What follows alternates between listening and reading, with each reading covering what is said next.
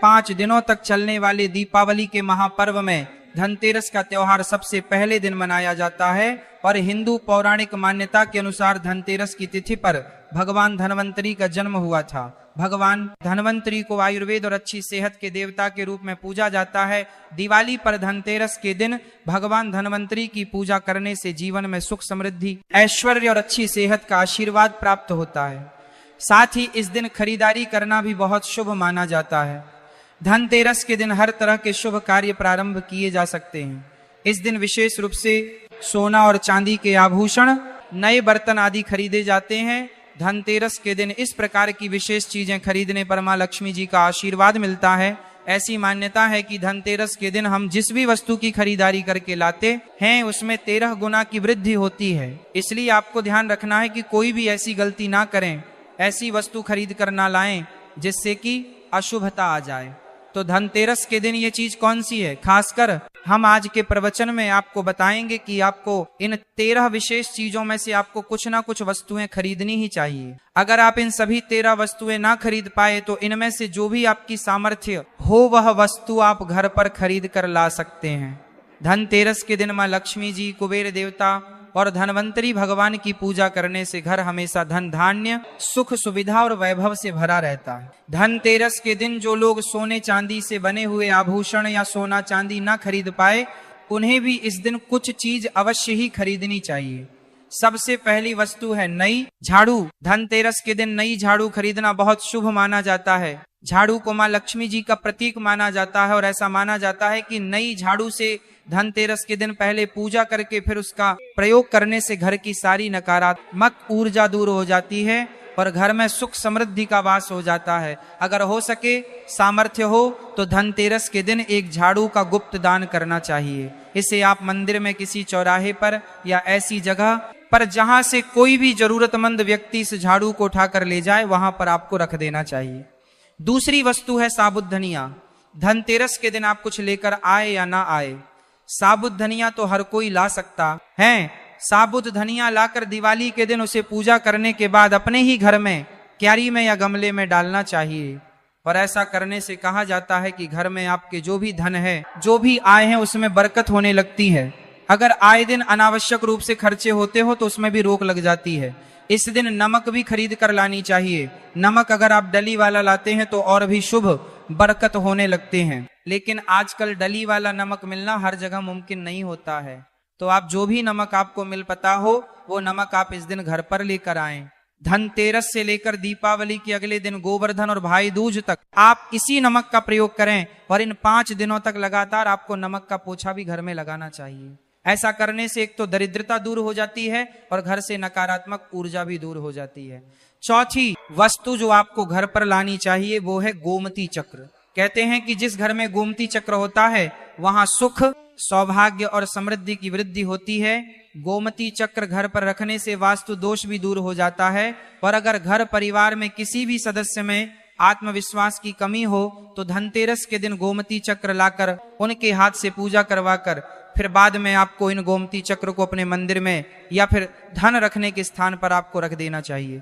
ऐसा करने से जो भी संबंधित परेशानी है वो दूर हो जाती है। आपको ये सारी वस्तुएं मार्केट में पूजा वाली दुकान में बहुत आसानी से मिल जाएंगी। 5वीं वास्तु है कौड़ियां। कौड़ियां आपको सफेद, भूरी, पीली चितकबरी मिल जाएंगी, लेकिन आपको 2 कौड़ी लानी है। वो या तो सफेद लेकर आए या फिर पीले रंग की कौड़ियां लेकर आए।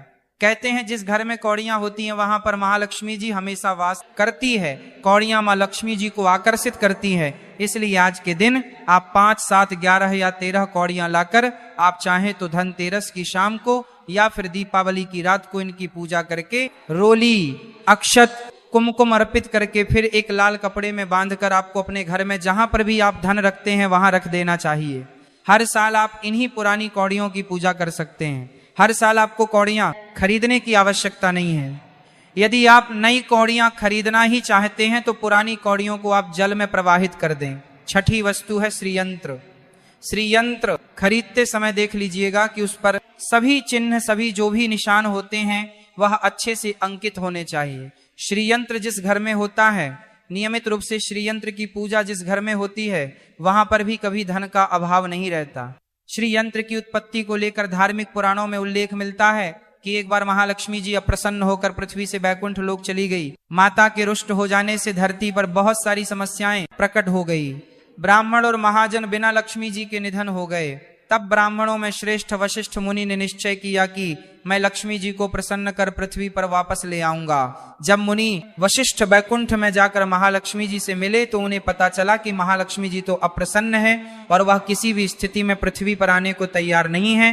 तब वशिष्ठ जी ने वहीं पर बैठकर भगवान विष्णु की आराधना शुरू कर दी। नारायण ने प्रसन्न होकर मुनि वशिष्ठ को अपने दर्शन दिए। वशिष्ठ जी ने श्री हरि विष्णु से कहा कि हम पृथ्वी पर बिना लक्ष्मी जी के बहुत दुखी हैं। हमारे सारे आश्रम उजड़ गए, धरती पर वैभव खत्म होने वाला है। ये सुनकर भगवान विष्णु वशिष्ठ मुनि को साथ लेकर महालक्ष्मी जी के पास गए और उन्हें मनाने की कोशिश की, लेकिन फिर भी महालक्ष्मी जी नहीं मानी। तब उन्होंने कहा कि मैं किसी भी स्थिति में पृथ्वी पर वापस जाने को तैयार ही नहीं हूं। जब चारों दिशाओं में महालक्ष्मी जी के पृथ्वी पर वापस न आने की बात फैल गई, तब देवताओं के गुरु बृहस्पति जी ने एक युक्ति सुझाई। उन्होंने कहा कि अब श्री यंत्र साधना ही एकमात्र उपाय बचा है, जिसे महालक्ष्मी जी को धरती पर आना ही पड़ेगा। गुरु बृहस्पति जी के निर्देशों से श्री हरि ने धातु पर श्री यंत्र का निर्माण किया और उसे मंत्र सिद्ध प्राण प्रतिष्ठा युक्त करते हुए दीपावली के 2 दिन पूर्व धन त्रयोदशी को श्री यंत्र पर स्थापित करके विधि विधान से उसका पूजन किया। पूजन समाप्त होते होते माता लक्ष्मी जी को वहां आना ही पड़ा और वे बोली कि मैं किसी भी स्थिति में यहाँ आने के लिए तैयार नहीं थी, ये मेरा प्रण था, परंतु बृहस्पति जी की युक्ति से मुझे आना ही पड़ा। श्री यंत्र मेरा आधार है और इसी में मेरी आत्मा भी बसती है। यही कारण है कि धनतेरस के दिन श्री यंत्र खरीदना चाहिए और अपने घर में स्थापित करना चाहिए। 7वीं वस्तु है 7 मुखी रुद्राक्ष की माला या फिर 7 मुखी रुद्राक्ष। अगर आप धनतेरस के दिन 7 मुखी रुद्राक्ष घर पर लाते हैं और फिर उसकी विधि विधान से पूजा करते हैं या भगवान शिव की पूजा में आप इस रुद्राक्ष को प्रयोग करते हैं, किसी भी मंत्र का जाप करते हैं, तो उससे भी आपके घर में कभी परेशानी नहीं आती। किसी प्रकार का कोई अकाल मृत्यु का भय नहीं रहता, क्योंकि दीपावली दीपों का त्योहार होता है और इस दिन अपने घर में अपने अपनी सामर्थ्य के अनुसार दीपक जलाए जाते हैं। धनतेरस के दिन भी दीप जलाने चाहिए। अगर आप चाहते हैं आपके घर में साक्षात महालक्ष्मी जी का वास सदा बना रहे, पूरे वर्ष भर आपके घर में धन की कोई कमी ना रहे, आपको कभी कर्ज लेने की नौबत ना आए, तो ऐसे में धनतेरस की शाम को आप 13 दीपक घर के अंदर और 13 दीपक घर के बाहर जलाएं। ऐसा करने से भी महालक्ष्मी जी का आशीर्वाद प्राप्त होता है। और धनतेरस के दिन 8वीं जो वस्तु है वह आपको मिट्टी के दीपक जरूर खरीद कर लाने चाहिए। मिट्टी के दीपक आप अपनी सामर्थ्य के अनुसार खरीद कर ला सकते। अगर हो सके तो किसी जरूरतमंद को, जहां पर धन का भाव हो, ऐसे घर में आप मिट्टी के दीपक का तेल सहित और बाती सहित रूई सहित दान भी कर सकते हैं। 9वीं वस्तु जो आपको खरीद कर लानी चाहिए वह है लक्ष्मी जी और गणेश जी की मूर्ति। वैसे तो मिट्टी की मूर्ति ही घर पर लाना शुभ होता है, लेकिन यदि आप मिट्टी की मूर्ति लाना चाहे तो धातु की मूर्ति, जैसे कि आप चांदी की, सोनी की या पीतल की मूर्ति भी घर पर ला सकते हैं। अगर आपके पास पहले से ही मूर्तियां हैं तो आप जरूरी नहीं है कि हर दीपावली पर मूर्ति खरीदें। धातु की मूर्ति यदि है तो हर साल आप मूर्ति ना खरीदें, लेकिन मिट्टी की मूर्ति हैं तो उनका विसर्जन कर आपको धनतेरस के दिन नई मूर्तियां लाकर उनकी पूजा विधि विधान से करनी चाहिए। धनतेरस के दिन खरीदी गई नई मूर्तियों की पूजा आपको दीपावली की शाम को करनी चाहिए। धनतेरस के दिन आप भगवान गणेश और मां लक्ष्मी जी की जो मूर्ति खरीदें, वह खरीदते समय यह ध्यान रखें कि दोनों मूर्ति अलग अलग होनी चाहिए और दोनों ही मूर्ति में भगवान गणेश और लक्ष्मी जी बैठी हुई मुद्रा में हो, खड़ी हुई मुद्रा में लाई गई जो मूर्तियां होती हैं वह उग्र स्वभाव की और चंचल मानी जाती हैं। अगर आप खड़ी मुद्रा वाली मूर्तियां लेकर आते हैं तो ऐसे में धन का भाव आप पक्के घर में लगातार बना रह सकता है।